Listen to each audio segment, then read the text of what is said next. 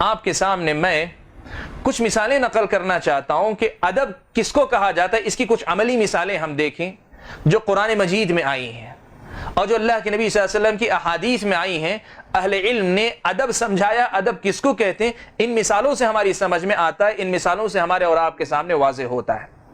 علامہ ابن قیم نے یہ بات نقل کی ہے اور علامہ ابن قیم کے علاوہ بھی کئی ایک اہل علم نے نقل کی ہیں مثالیں کہ ادب کی مثالیں اگر ہم دیکھنا چاہیں تو سب سے پہلا باب آتا ہے اللہ تبارک و تعالیٰ کے ساتھ ادب کا. حضرت ابراہیم علیہ السلام کا تذکرہ قرآن مجید میں اللہ تبارک و تعالیٰ نے کئی ایک مقامات پہ کیا ہے. ان میں سے سورۃ الشعراء جس میں مختلف انبیاء کے اللہ تعالیٰ نے واقعات نقل کیے ہیں, حضرت ابراہیم علیہ السلام کا تذکرہ اس سورت میں بھی ہوا ہے. اس سورت میں حضرت ابراہیم علیہ السلام کی گفتگو اللہ تعالیٰ نے نقل کی ہے کہ اپنی قوم کے سامنے تعارف کرواتے ہوئے حضرت ابراہیم علیہ السلام نے اپنے رب کا تعارف کروایا, اللہ تعالیٰ کا تعارف کروایا تو یہ الفاظ کہے الذی خلقنی فہو یہدین والذی هو یطعمنی ویسقین واذا مرضت فہو یشفین. کہ الذی خلقنی فہو یہدین, میرا رب وہ ہے جس نے مجھے پیدا کیا ہے, فہو یہدین, اور وہی میری رہنمائی کرتا ہے, مجھے ہدایت دیتا ہے. والذی هو یطعمنی ویسقین, اور وہی ہے جو مجھے کھلاتا بھی ہے اور مجھے پلاتا بھی ہے. لیکن اگلی آیت میں کہا وَإِذَا مَرِضْتُ فَهُوَ يَشْفِينِ, اور جب میں بیمار ہو جاتا ہوں تو مجھے شفا بھی دیتا ہے. اہل علم نے لکھا ہے کہ اگر آپ دیکھیں پیدا کرنے والا اللہ تعالیٰ, حضرت ابراہیم نے کہا جو مجھے پیدا کرتا ہے. ہدایت دینے والے اللہ تعالیٰ, حضرت ابراہیم نے کہا وہ مجھے ہدایت دیتا ہے. کھلانے والے اللہ تعالیٰ, حضرت ابراہیم نے کہا وہ مجھے کھلاتا ہے. پلانے والے اللہ تعالیٰ, حضرت ابراہیم نے کہا وہ مجھے پلاتا ہے. لیکن بیماری دینے والا کون ہے؟ وہ بھی اللہ تعالیٰ ہی ہے. لیکن حضرت ابراہیم علیہ السلام نے یہ نہیں کہا جو مجھے بیماری دیتا ہے اور شفا بھی دیتا ہے, بلکہ یہاں کہا جب میں بیمار ہوتا ہوں تو مجھے شفا دیتا ہے.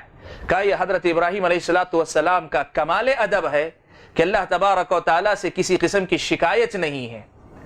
یہ کہہ رہے ہیں کہ مجھے اللہ تعالیٰ شفا, اس لیے کہ تخلیق ہے, ہدایت ہے, کھلانا ہے, پلانا ہے اور شفا دینا ہے, یہ سب اچھی باتیں ہیں جن کو انسان خوش ہوتا ہے. لیکن وہی بیمار کیا جانا انسان کو بسا اوقات یہ چیز بری لگتی ہے, جو بیماری میں مشقت تکلیف ہوتی ہے. حضرت ابراہیم علیہ السلام کا یہ کمال ادب ہے کہ حضرت ابراہیم نے دوسرے معاملات کی طرح یہ نہیں کہا جو مجھے بیمار کرتا ہے اور مجھے شفا دیتا ہے, بلکہ یہ کہا جب میں بیمار ہوتا ہوں تو مجھے وہ شفا دیتا ہے. یہ حضرت ابراہیم علیہ السلام کے کمال ادب کی ایک مثال ہے. یہ علامہ ابن قیم رحمۃ اللہ علیہ نے نقل کیا ہے. یہ مثال ہوئی حضرت ابراہیم علیہ السلام کے ادب کی.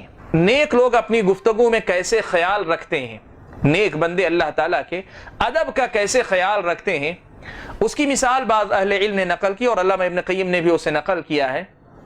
کیا سورۃ الجن میں اگر آپ پڑھیں گے, سورۃ الجن میں اگر آپ پڑھیں گے تو آپ کو ایک آیت کریمہ ملے گی وَأَنَّا لَا نَدْرِي أَشَرٌ أُرِيدَ بِمَنْ فِي الْأَرْضِ أَمْ أَرَادَ بِهِمْ رَبُّهُمْ رَشَدًا. پہلے جن آسمان دنیا پہ جاتے تھے, چھپ کر باتیں سن کر آتے تھے, اب اس کے بعد اب سننے کے لیے جاتے ہیں تو پہرے لگے ہوئے ہیں. اس کے بعد جن تبصرہ کرتے ہوئے کہتے ہیں کہ ہمیں پتہ نہیں ہے کہ اب یہ جو تبدیلی آئی ہے اس سے زمین والوں کے ساتھ اللہ تعالیٰ نے جو ہے کوئی بہتر فیصلہ کیا, کوئی بہتر کام کرنے کا فیصلہ کیا ہے, یا اللہ تعالیٰ نے زمین والوں کے ساتھ کوئی برا فیصلہ کرنے کا ارادہ کیا ہے. ہم نہیں جانتے کہ زمین والوں کے ساتھ اللہ کچھ بھلا کرنا چاہتے ہیں یا برا کرنا چاہتے ہیں. ان کو یہ کہنا تھا, لیکن انہوں نے کہا کیسے؟ مومن جن تھے, مومن جنوں کی یہ عبارت ہے. کہا وَأَنَّا لَا نَدْرِي أَشَرٌ أُرِيدَ, ہم نہیں جانتے کہ زمین والوں کے ساتھ برائی کا ارادہ کیا گیا ہے, ام اراد بہم ربہم رشدا, یا زمین والوں کے ساتھ ان کے رب نے بہتر معاملہ کرنے کا ارادہ کیا ہے. جب شر کا ذکر آیا تو مجہول کا صیغہ جس میں جو ہے اللہ تبارک و تعالیٰ کا تذکرہ کرنے کے بجائے ارادہ کیا گیا ہے, یہ لہجہ اختیار کیا. اور وہی جب خیر کا معاملہ آیا تو یہ کہا کہ رب نے ان کے ساتھ خیر کا ارادہ کیا. حالانکہ خیر کا ارادہ کرنے والا بھی رب ہے، شر کا ارادہ کرنے والا بھی رب ہے۔ وہ کہنا یہ چاہتے ہیں کہ اللہ کا فیصلہ کیا ہے ہمیں پتہ نہیں ہے، زمین والوں کے ساتھ بہتر معاملہ ہونے والا ہے یا برا معاملہ ہونے والا ہے ہمیں پتہ نہیں، لیکن کہنے کا انداز دیکھیں، مومن جن ہیں، مؤدب جن ہیں، اللہ تعالیٰ کے ساتھ معاملہ کی بات آتی ہے، کہتے ہیں اشر ارید بمن فی الارض ام اراد بہم ربہم رشدا۔ قرآن مجید کی یہ کچھ آیتیں ہیں، اور بھی کئی آیتیں علامہ ابن قیم رحمۃ اللہ علیہ نے نقل کی ہیں، تو کہا یہ کمال ادب ہے اللہ تبارک و تعالیٰ کے ساتھ کہ انبیاء جو ہے اپنی زبان کا اتنا جو ہے خیال رکھا کرتے ہیں۔ یہ بات علامہ ابن قیم رحمۃ اللہ علیہ نے مختلف انبیاء سے متعلق نقل فرمائی ہے۔ خود پیارے نبی صلی اللہ علیہ وسلم کی احادیث میں، اللہ کے نبی صلی اللہ علیہ وسلم کی احادیث میں بھی اللہ کے ساتھ ادب کی کئی مثالیں مجھ کو اور آپ کو ملتی ہیں۔ اللہ کے نبی صلی اللہ علیہ وسلم نے رکوع کی حالت میں قرآن پڑھنے سے منع کیا، رکوع میں یا سجدے میں قرآن پڑھنے سے منع کیا ہے۔ قرآن کی تلاوت آپ نہیں کر سکتے، دعا کر سکتے ہیں یا قرآنی آیتیں بطور دعا بھی آپ دعا کے نام پہ پڑھ سکتے ہیں، تلاوت کے، لیکن قرآن کی تلاوت نہیں کر سکتے۔ کیوں رکوع اور سجدے میں قرآن کی تلاوت سے منع کیا گیا ہے؟ علامہ ابن قیم رحمۃ اللہ علیہ نے ابن تیمیہ رحمۃ اللہ علیہ سے نقل کیا ہے کہ علامہ ابن تیمیہ نے اس کی وجہ بتاتے ہوئے لکھا ہے کہ قرآن اللہ تبارک و تعالیٰ کا کلام ہے، اور رکوع اور سجدہ جو ہے یہ انسان کی ذلت اور عاجزی کا مقام ہے۔ انسان جو ہے اپنی پیشانی جھکا کر ذلیل ہوتا ہے، اپنی عاجزی اور انکساری کا اظہار کرتا ہے۔ یہ مقام عاجزی اور اپنی ذلت کے اظہار کا مقام ہے۔ اس مقام پہ اللہ تبارک و تعالیٰ کے کلام کے ساتھ یہ ادب ہے کہ اس مقام پہ اس کی تلاوت نہ کی جائے۔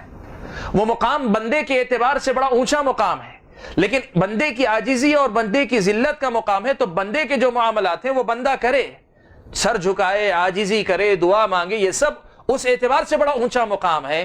لیکن اللہ تبارک و تعالیٰ کی ذات اور اللہ تعالیٰ کی صفات کے اعتبار سے یہ مقام جو ہے عاجزی کا ہے، یہاں اللہ تعالیٰ کے کلام کی تلاوت نہ کی جائے۔ علامہ ابن قیم نے ابن تیمیہ رحمۃ اللہ علیہ سے یہ بات نقل کی ہے، کہا یہ کمال ادب ہے کہ اللہ تبارک و تعالیٰ کے کلام کی اس مقام پہ تلاوت نہ کی جائے۔ یہ اللہ کے نبی صلی اللہ علیہ وسلم کی اس حدیث کی تعلیل ابن قیم رحمۃ اللہ علیہ نے کی ہے۔ سبسکرائب کیجئے ہمارے چینل اور دبائیے بیل کا آئیکن تاکہ آپ کو ریگولر نوٹیفیکیشن اپڈیٹس مل سکے۔